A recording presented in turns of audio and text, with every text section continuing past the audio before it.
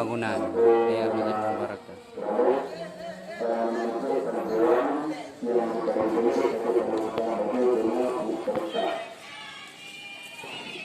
Ini gure kita, gure Marwan.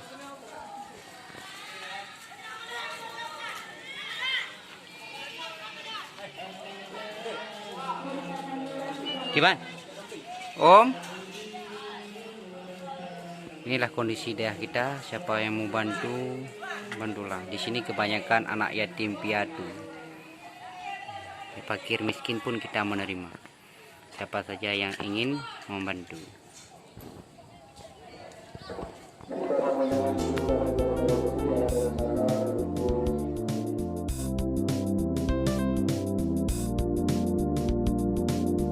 Anak-anak semuanya, ini lagi aktivitas semuanya berkumpul.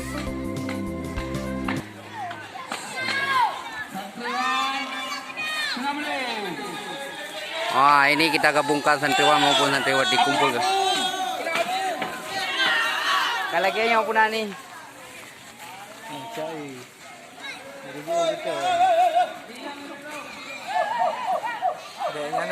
Yan, bacu-bacu.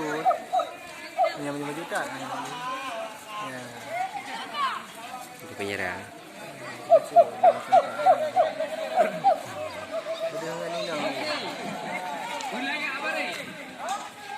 Rupanya 55 apa je itu? 55 itu 56.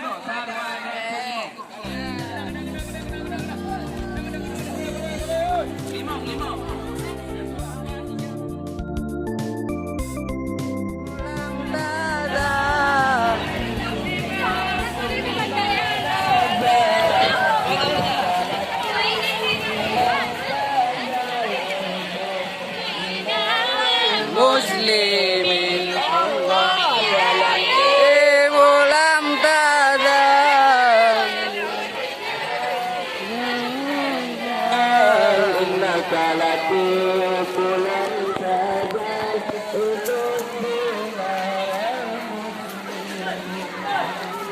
lam yatim ulam tada.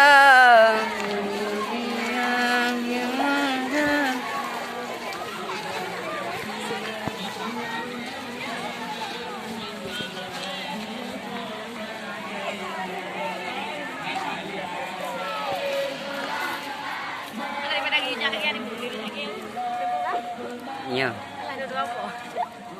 Mayroon sa buhi? Dapat ibu pa niyo. Tapi ibu na ako hanap yan.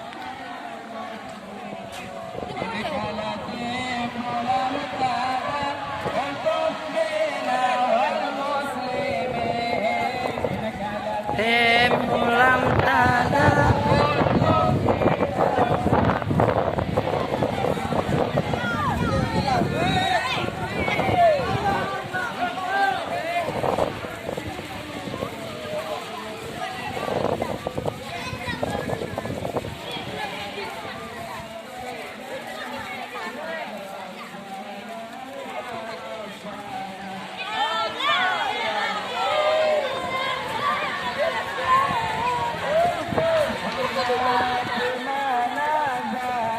Ya udah sao ơi. Coba